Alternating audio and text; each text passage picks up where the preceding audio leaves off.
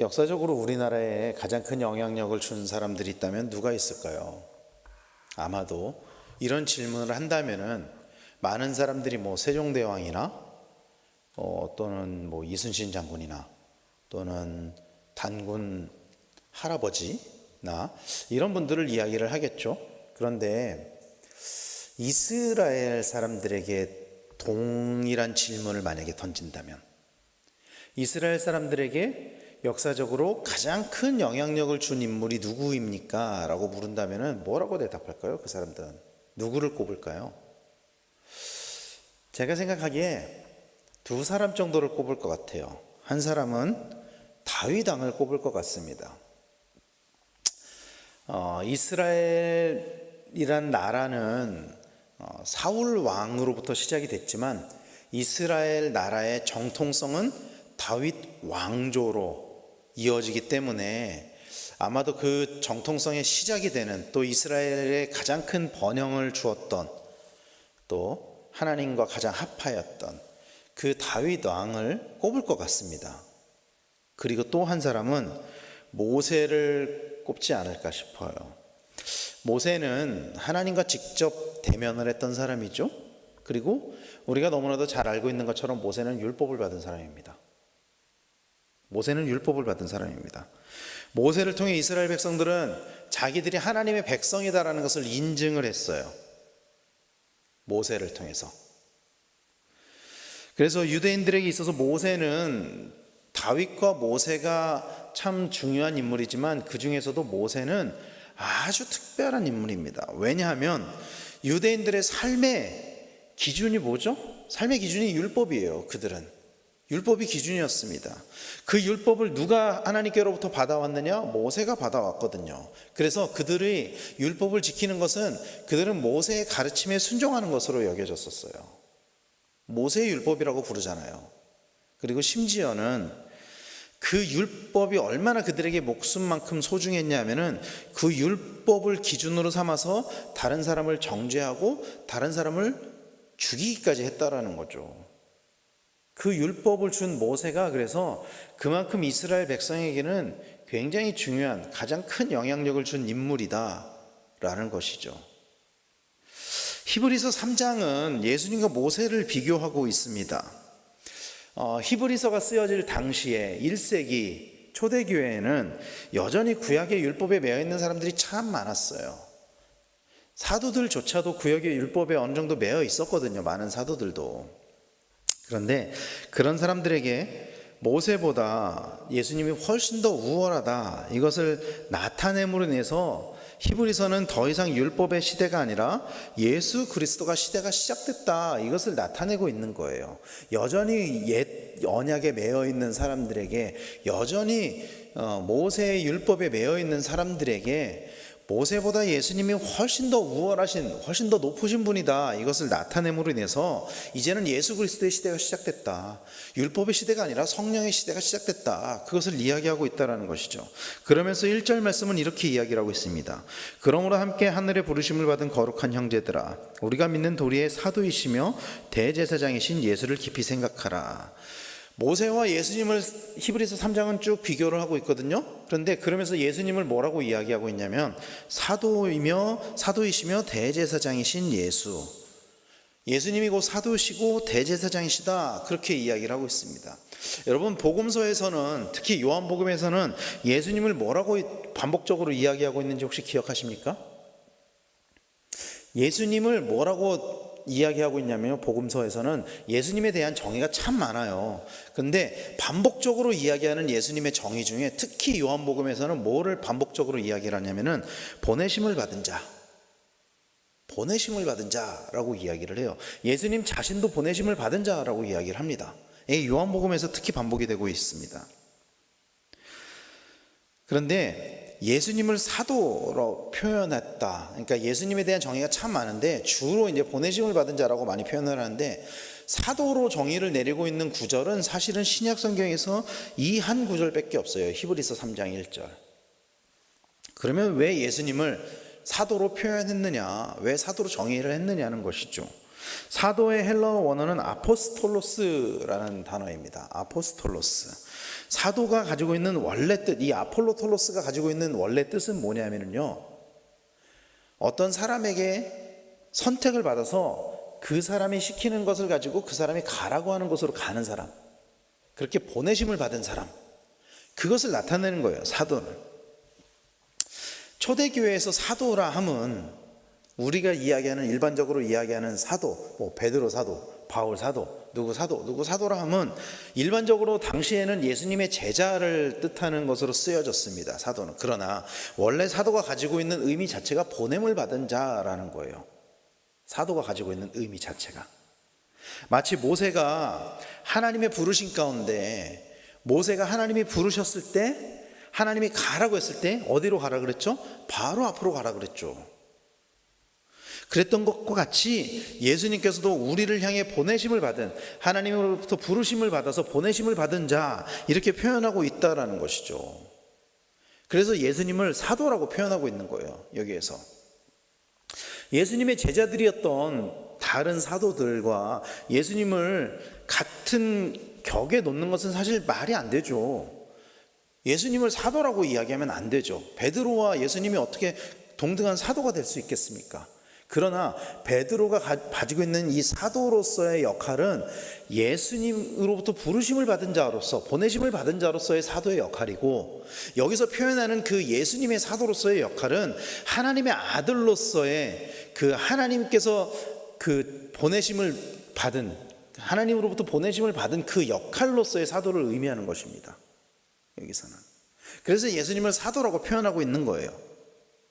또 대제사장이라고 이야기를 하고 있죠. 이것은 예수님의 역할에 제의적인 역할이 포함되어 있다는 것을 의미하고 있는 거예요. 여러분, 구약의 대제사장의 가장 큰 역할은 뭐였죠? 대제사장의 가장 큰 역할은 대속죄일에 다른 모든 이스라엘 백성들의 죄를 가지고 대표로 하나님 앞에 나아가는 거예요. 이게 대제사장의 가장 큰 역할이에요. 대제사장의 역할이 뭐 백성들을 종교적으로 다스리고 가르치고 이런 것도 있었겠지만 당시에, 그러나 제사장이 있는 가장 큰 이유는 제사를 드리기 위함이에요, 하나님께. 이게 제사장의 가장 큰 존재 이유예요, 존재 목적이에요. 제사를 드리기 위해서. 모세 시대에 대제사장의 역할을 한 사람은 누구였죠? 아론이었죠. 그래서 사도이며 대제사장이다 라고 하는 것은 보내심을 받은 모세와 또 제의적인 역할을 가지고 있었던 아론과 그 모든 역할을 예수님 혼자서 다 하실 수 있다라는 이야기예요. 사도가 하나님으로부터 인간에게 향한 사역이라면은, 대제사장은 인간으로부터 하나님을 향한 인간의 행위를 나타내는 거예요.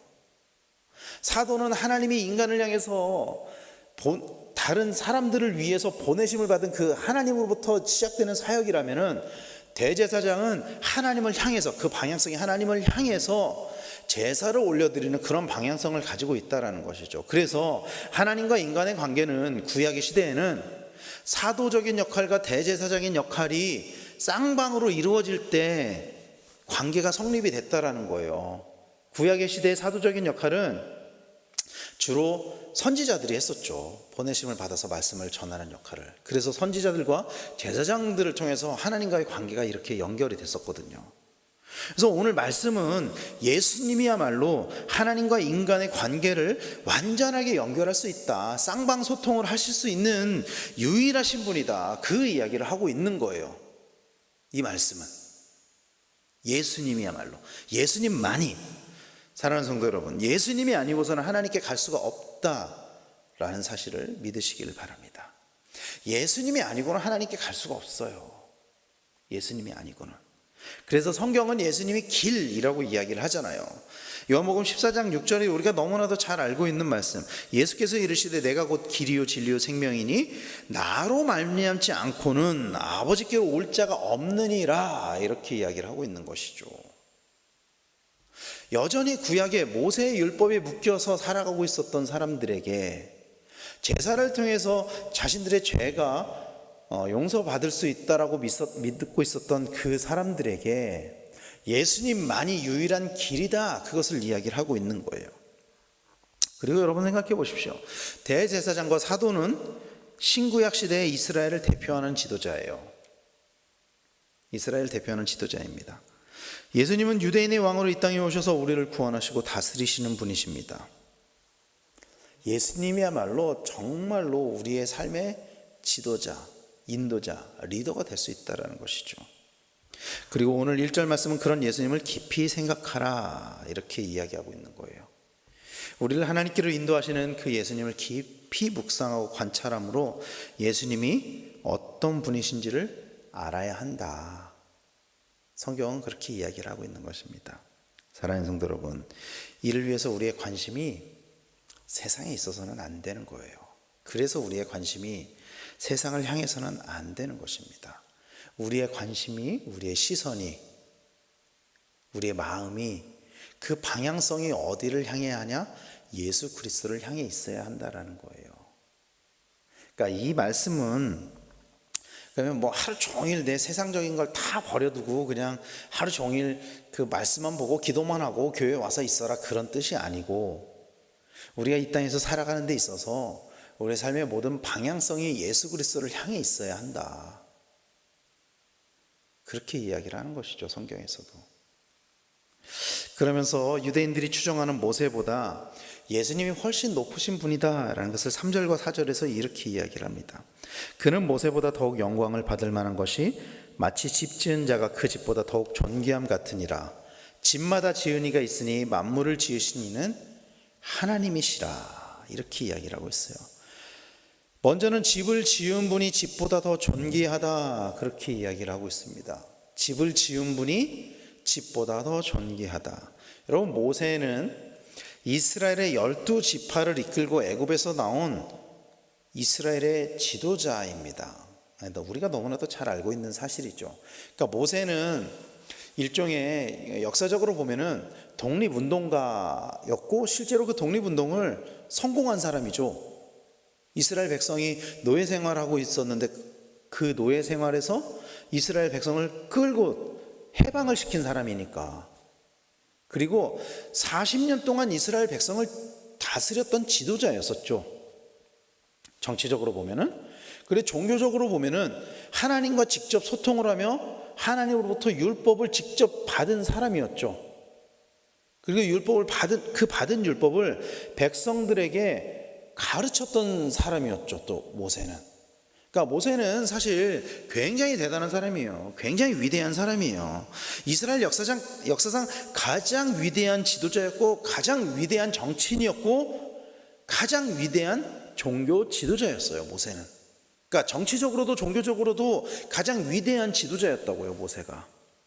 그런데 우리가 알아야 될 것은 그런 모세도 12지파 안에 들어가는 한 사람에 불과하다라는 거예요. 그 모세도. 이 모든 것을 지으신 분이 따로 있다라는 거예요. 그 모든 12지파의 그 수십만, 수백만의 사람들을 지으신 이가 따로 있다라는 거예요. 그들을 인도하는 지도자는 모세이지만 그 집보다 더 존귀한 이가, 그 집을 만드신 분, 그들을 창조하신 분이 훨씬 더 존귀하다라고 성경은 이야기를 하고 있는 거예요. 모세가 아무리 대단한 사람이어도 모세를 창조하시니, 이스라엘 12지파를 창조하시니 그가 훨씬 더 위대하신 분이라는 것이죠. 그분을 오늘 본문에서는 하나님이라고 이야기를 하고 있는 거예요. 사랑하는 성도 여러분, 모든 신앙은 어디에서부터 시작되냐면요, 모든 믿음은 하나님의 창조를 믿는 것에서부터 시작돼요. 하나님의 창조를 믿는 것에서부터 시작됩니다. 그래서 성경이 어떻게 시작되죠? 여러분, 창세기 1장 1절 이렇게 시작되잖아요. 태초에 하나님이 천지를 창조하시니라.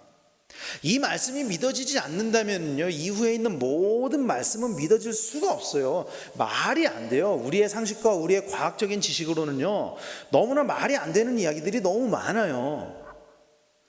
여러분, 창조를 하신 그 창조주 하나님이 우리에게 믿어지지 않는다면은 갑자기 해가 멈춘다는 게 믿어지겠습니까? 사람들에게? 사람의 말 한마디로 폭풍우가 멈춘다는 게 믿어지겠습니까? 그게? 죽었던 사람이 살아난다는 게 믿어지겠습니까? 믿어지지 않아요, 이런 일들은. 그래서 우리의 모든 신앙의 출발점은 어디에서부터 시작되어야 되느냐? 창조에 대한 믿음에서부터 시작되어야 된다는 거예요. 그 창조에 대한 믿음이 있어야만 우리를 구원하신 예수 그리스도까지도 그것이 이어지고 연결될 수 있다는 거예요. 왜냐하면 창조가 모든 성경의 그 전제 조건이기 때문이에요. 이게 여기서부터 시작되기 때문이에요, 성경 말씀 자체가. 그런데 오늘날 많은 그리스도인들이 하나님의 창조를 의미한다는 거예요. 실제로 물어보면 하나님께서 모든 것을 창조하셨다는 것을 믿느냐? 그러면 그걸 100% 믿는다고 말씀하시는 분도 많죠. 그러나 잘 모르겠는데요, 이렇게 말하는 사람들도 많다라는 거예요. 많은 영향이 있겠죠. 우리가 뭐 받은 교육에서는 창조를 가르치지 않으니까, 진화만 가르치니까 그럴 수도 있고, 또 혹은 우리의 믿음이 부족해서, 또 혹은 아직은 우리의 이성과 우리의 가치관이 더 강하기 때문에 그럴 수도 있겠죠. 어쨌든 모든 그리스도인들이 다 창조를 100% 믿는 것 같지는 않아요. 모든 것이 말로는 하나님의 창조를 믿는다고 이야기를 하지만, 말로는 이야기를 하기도 하죠. 그러나 창조주 하나님을 믿는 사람의 삶을 살아가지 않는다는 거예요, 많은 그리스도인들이.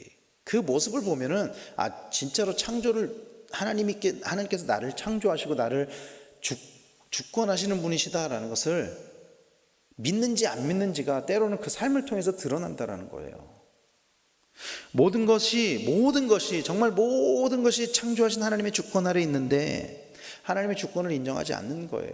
하나님, 이것의 주권은 나예요. 이렇게 살아간다는 거예요, 그리스도인들 중에서도. 사랑하는 여러분, 우리에게 때로 문제가 있을 때 우리가 무엇을 먼저 떠올리는지를 한번 생각해 보세요. 창조주 하나님을 떠올리는지, 아니면 그 문제 해결을 위한 내 방법, 내 솔루션을 생각하는지. 이스라엘 백성들은 문제가 생기면 가장 먼저 뭘 떠올렸는지 기억하십니까, 여러분? 이스라엘 백성들은 어떤 문제가 생기면 가장 먼저 떠올렸던 건 모세의 율법이었어요. 그들은 모든 문제만 생기면 율법적으로 생각하는 거예요. 아예 그 머릿속에 메커니즘 자체가 그렇게 돼 있어요. 수천 년 동안 그 율법에 매여 살았었기 때문에. 그러나 성경은 그 모세 또한 하나님이 창조한 피조물이다, 그렇게 이야기를 하고 있는 것입니다. 그리고 우리 주 예수 그리스도, 우리 주 예수님 또한 그 창조에 동참하셨다라는 것을 우리는 기억해야만 해요. 그래서 여기서 하나님이 그 만물을 지으신 이가 하나님이라고 이야기를 하고 있지만, 이 사역에 동참하신 예수 그리스도를 이야기를 하고 있는 거예요, 여기에서는. 어떤 이단은 예수님을 첫 번째 피조물로 표현을 하죠. 여호와의 증인이 그렇게 이야기를 하죠. 예수님을 하나님으로 인정하지 않아요. 첫 번째 피조물로 이야기를 하죠. 그러나 예수님은 피조물이 아닙니다, 여러분. 예수님은 창조주 하나님이라는 것을 믿으시기를 축원합니다. 그리고 이것이 우리에게 믿어질 때 우리는 우리를 창조하신 주님의 뜻대로 살아갈 수밖에 없다, 이 사실을 우리는 기억해야 돼요. 우리의 믿음이 여기서부터 시작돼야 됩니다, 여러분. 여기에서부터 우리의 믿음이 시작돼야 돼요. 창조주 하나님을 믿는 그 믿음부터.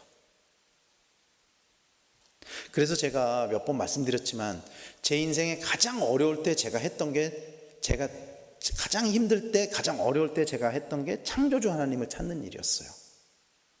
창조주 하나님. 사랑하는 여러분, 우리에게 가장 큰 영향을 주실 수 있는 분은 오직 하나님밖에 없다라는 것을 믿으시기를 축원합니다. 그리고 그 하나님께서 우리를 창조하신 그 창조의 목적이 있다는 사실을 믿으시길 바랍니다. 그 창조의 목적은 사람마다 각기 다 다르겠지만, 하나님은 우리 한 사람 한 사람을 향한 계획이 있다는 것을 우리는 기억해야만 합니다. 모세를 80세에 부르셨어요, 주님이. 기억하시겠지만, 마찬가지로 하나님께서는 오늘도 우리를 부르시고 계신다라는 사실을 우리는 기억해야만 합니다. 그리고 그 하나님의 부르심 가운데 응답하고 그 창조의 목적대로 살아가시는 우리 성도님들 다 되시길 축원합니다. 그리고 우리가 믿는 한 분 하나님만이 유일한 창조주 하나님이라는 것을 믿으시길 바랍니다. 그 창조의 주님과 함께하며 그 창조의 하나님, 창조의 주님께 우리의 모든 삶의 주권을 맡기고 그 하나님의 인도하심에 따라서 물 흐르듯이 하나님께서 인도하시는 대로 우리의 모든 삶을 주님께 맡겨드리고 이 땅 가운데서 그 믿음을 가지고 살아가시는 우리 성도님들 다 되시기를 예수님의 이름으로 간절히 축원합니다. 기도하겠습니다.